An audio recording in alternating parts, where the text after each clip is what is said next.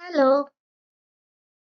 So, today I'm gonna talk about about Edvard Munch, of course, and he is a Norwegian painter and like an artist. And then his most famous work is the Scream, right? So a person who is standing by a river, and then like all the like sky is red and like everything as if like the person is screaming his heart out, and people say like it's not even like you don't know if it's a man or a woman or anything, but that person is just screaming out every single possible like feeling that they have inside them.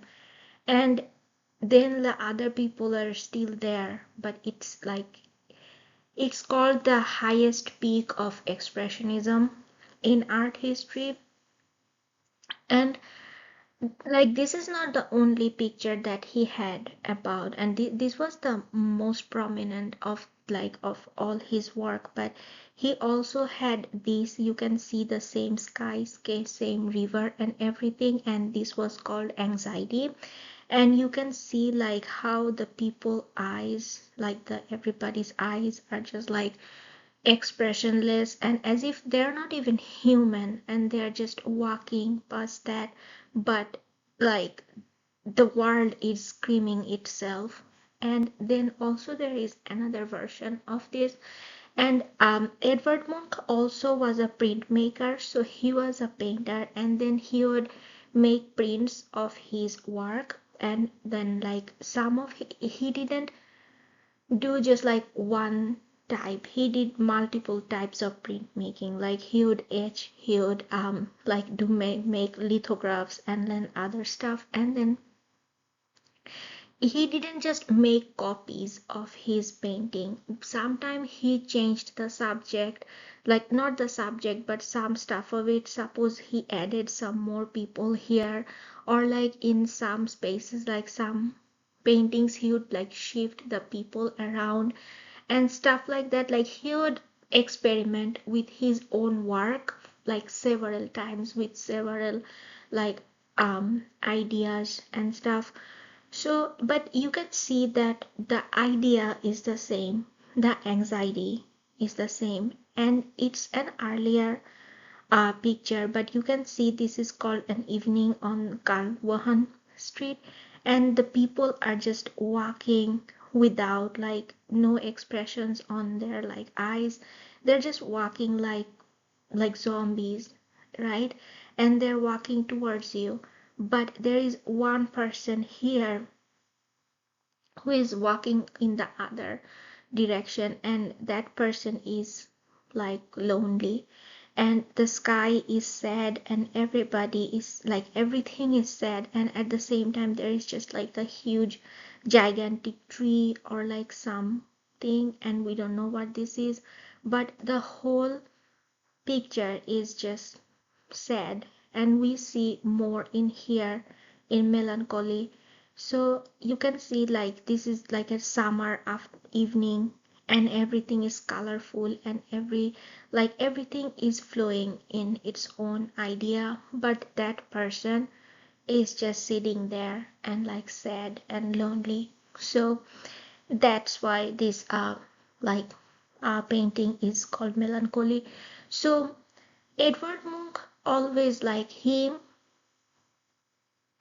had some basic understanding idea of life, about life, and he always like tried to put them in a perspective. And like all his major works, you can understand now that like they are based on something like suppose like melancholy or anxiety again, and then jealousy and very negative feelings of human beings. So I always wanted to know that like why is Edward Munch always like painting stuff like that, and especially the scream, which is like, I suppose like like the critics say that in this like painting as if the person just lost every hope, and that person just resigned to the fate, like that human being cannot do anymore.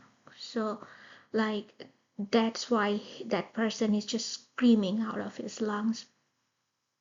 So again, like I found some of the answers when I went to this place. So this is the Susquehanna Art Museum in Harrisburg, and I had no idea about this art gallery, art museum or anything. I just went to Harrisburg last year, and then suddenly I saw this museum, and I was like, okay, maybe it's not like, it may be a like little museum, but at that time there was this exhibition going on the on Edvard Munch's like his like prints. So like all his prints were there, like a lot of them were there. And then I just wanted to show this picture. This is a picture I took of the art museum itself. So before that museum was actually a bank, so they still have this vault. So they made this vault like this is another gallery, but they kept this vault. And I took another picture here, like how these worked. And this was like, you can see that like it's made by the York Safe and Lock Company. And like they still kept the whole like vault door and everything. And I felt it really cool. So that's why I wanted to show it. And then like, so I always say that like, it's not just the huge art museums or galleries that have good collections. Sometimes like a lot of times there are a lot of like visiting exhibitions going on that we don't know. So like if you are interested, like whenever you visit a place, like find out like where there are art museums and stuff. Even I found very good collection in local museums. So like yeah, so that's why I was like, okay, I'll just show it. And then in Susquehanna Art Museum, I learned a little bit about printmaking at that exhibition. So you can see here, like this is like now we coming back to the question, like why is Monk like, why is he screaming, right? So this is a picture, maybe like a couple, like you can see this is an earlier version, this is a later version, and the like how it's a later version, like you can read it here. But then like there is a person, like maybe a couple, they're sitting together, but you can see that like the expression, like it's something like a like a breath or something. But like suppose it it just very bizarre to me at that point, like why is like, but she has no expressions at all, but like as if like he is trying to say something, but she is not listening to it, or like she is just like, so they have like they're together but they are missing a communication. So what are they missing and everything, we don't know, right? So this picture is called In the Digs or Tete-a-tete, and I feel like this was an idea like how you like make prints and stuff, but we understand that Munch always had a problem with people, like so he would go to like, so he actually went to Paris and he was very much like happy interested with their like the art circle. And then he also like learned, like he was taught there as well. And then he moved to Berlin, and then like he had like a long time in Berlin, and he had a very long career, but he was always not really fitting in any groups or any people like a circle or anything. So again, why was that? And even with the women, he had a very hard relationship with women. Like he never married, and Edvard Munch actually like had several relationships, but none of them were fruitful. And then he always like will draw like a man, and then you can see the woman is like the woman is going to the opposite direction. This is called separation too. So he had multiple like paintings of like same idea, as if like it's not enough to express. So like he had multiple paintings, and then also like prints, and then like multiple times you can see over and over. And then like this woman, you can see that her hair is coming down like this, and as if the hair is winding this man. And he had tendency of saying that like the hair is like binding him, and he isn't like, that man is trying to like get out, but that man cannot. So again, like all these negative feelings, and he was heavily alcoholic, so that really influenced his work. Like everything around him was like not good.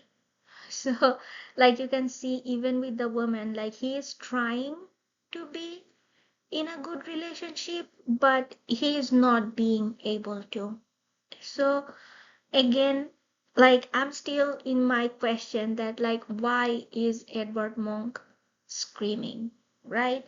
Like definitely that person is trying to like get out or do something, but like he's not being able to. Why? So again, in more in my like more in my discussion of that you can see here that a person, and like there is almost a demon in her back. And then like he always would say that, suppose like even in the best times, even in the most lovable, loved times, he felt that there will always be death lurking around, right? So you can see that the woman, like, or a girl, and but there is this demon. This is the three stages of woman. He had like he painted several of these paintings. So he like there is one woman who is like young, and then the woman who is in her prime, and then like he told like she's the most like dangerous, and then the woman who is in her like late life. And then like he would paint like each of the stages of woman. And then like he always wanted to make like a huge collection, which is the freeze of time, freeze of life, that like he wanted to show that birth, death, love, pain, everything is intertwined together. And he had a plan to make like a very big collection, but he was never been able to do that. So but he painted like relentlessly. And then you can see here, this is the brooch, this is one of the women in his life, and you can see that her hair is just like how her hair is. I actually put like all the pictures that I took in that museum, because I also wanted to show you the fact that like how hard it is to take pictures in the museum, because like you always get the light and the shadow from other pictures. So anyway, so she had this hair around her. Suppose that her own hair is like messing around, right? Like so she is like again intertwined in her own hair, like in that whole problem. And then this is I don't know the name of this picture, but you can see that a woman and a man together, but this is like a maybe a forest or something. But again, it doesn't look like a happy forest, right? It looks like a very sad place. And then like he was always interested in the story of Adam and Eve, but again he always thought that like like the dark part of that story. And in this you can see this is one of his jealousy paintings, and then like you can see that there is a love triangle between them, and which was in his own life. And then this person was a poet, like he drew people so evidently that everybody could tell who that is, which also like caused him several problems. But like this was a person, and you can see that his face is green because of jealousy, and she is red because she is like making things horrible in Monk's idea. And then like Monk is here just like sad and like just like looking down and everything. So again, I'm still in the question that why is Monk always finding only the negative things in everything, in life, in relationships, in women and everything. So then I actually like I was like more and more in the exhibition, and then I found out okay, this might be the answer. So his early life was extremely sad. So again, like he lost his mother very early, and then maybe a sister, and then his dad was also psychotic, and his dad would like recite the same thing over and over and over and over, and it was like very harsh. And then like he had only one aunt who was like normal and who actually taught him art. And I think when her like his another sister at 15, like she also got TB, and then his sister died too, and that death was long and painful. Like so he literally saw each of his family members to die in front of his own eyes, and in very long time, and in a very like sad um way. And he also almost felt guilty that he was alive. And then he always thought that he also has those diseases and everything, and he would be like ill too. So he was always trying to fight against this, but he couldn't fight because like he couldn't like save any of the family members when like in his life. And then like that's made him remember that the death is always there. So like whether he is in a friend group or in a relationship with a woman, he's always thinking about the death, that it's not real, it cannot be real because the death will be soon to us. So this is the sick child. This was again like he painted these several times, made like you can see here, this is like the painting, and this is a print of that child's face. And like how like it's said that like this is his mother, who actually died earlier, a long earlier, but he could never forget her face. And then like it's almost like this child is like his sister, and his dead mother came to visit her. But this painting is about like a mother who is trying to like save her child, but like now she knows there is no way. And then the child also knows that she's gonna die.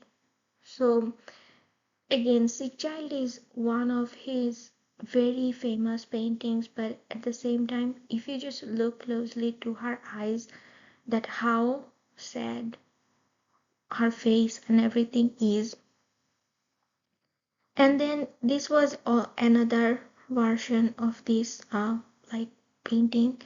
And then yeah, so now I was like, so at that time when Munch was there, people still didn't know about that, like how childhood trauma actually shapes your life, and that like you can actually work on that. But at that time, like things were not that much known. right? So again, like Munch was trying. It's not that he was not trying to. He, like when he visited Paris, like at for some time, he was a big fan of Van Gogh and like all the impressionists and everything. But sometimes he felt that the impressionism is too much like bourgeois, and he wanted to make like a real art. But like you can see the colors, like the spring, it's like so bright, and you can see like the little like those strokes. This is a like a Van Gogh technique. And then like he tried to like make his like life better, and he actually went to the like a mental like asylum, and then like he had a surgery, like they electrified like a part of his brain, and then like um because electrotherapy was a thing at that time. And then after that, like his alcoholism and everything actually went away, and then he actually got better. And he's after that, like he's in his long life, he never painted those like very dark pictures again. Like he was more into murals and stuff like that. So I don't know if it's like people say that like he lost his like ability to like draw those very intense like images. But again, I was very happy to know that ending. Like I was like, world has enough intense and sad painting, so that's all right. Like if you be happy and live your life. But so I think I loved this picture because so this is again you understand like how like intense this picture is. This is called Golgotha, and Golgotha is like a mountain. It's in Jerusalem, like in the Hebrew thing, like they call that in Golgotha, like Jesus was crucified. Like at that time, people would like take the prisoners to a mountain, and then like they would crucify them there. And it's called the Skull Mountain because they're there. Anyway, so in this painting, it's almost like Munch is like being crucified with all the scenes. Like you can see like these are like all the scenes and everything. And this is the same man that was in the jealousy. So this is like 7 cardinal scenes, like jealousy, anger. I don't remember the rest ones right now, but you can see them like they're facing you.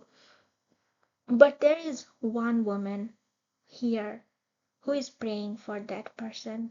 Like you can see that person is getting absorbed by scenes like the red and the yellow, but that one woman is praying for her. Or maybe like anyway, so critics say that he thought that one woman was Tula Larson, who like genuinely loved him, but he rejected her too because he thought that like he would never be able to make her happy. So I think like even if he understood his conditions, like he was still aware that there are people who genuinely love him.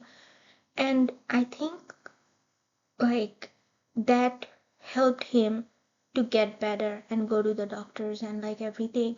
So I think with this whole story, like what I wanted to really focus on is that early childhood trauma really shapes us, and we have to understand it in our adulthood. And then like we can scream, like we can scream as much as we want to, but at some time we really need to resolve those and really should live for ourselves. So I think that was it. I loved the journey. Like I really loved that. Like I learned a little bit maybe about like why Monk is screaming, and I really hope and I'm glad that like he maybe found his peace. Like they say that in his like later images, he actually, like when he made his own self portrait, then he was still like that sad and like melancholic face, but other things like he tried to make them bright and everything. But also at the end of his life, his like the last paintings also got very dark, maybe because he was actually seeing death for himself too. So yeah, and then I think there is a quote, like I think Monk's quote, which is very famous, that like I will be in oh like from my rotten body there will be flowers and I will be in them, something like that. So I think it's very beautiful, but at the same time, I want everybody to live happily and not just scream. But yeah, that's it. Bye.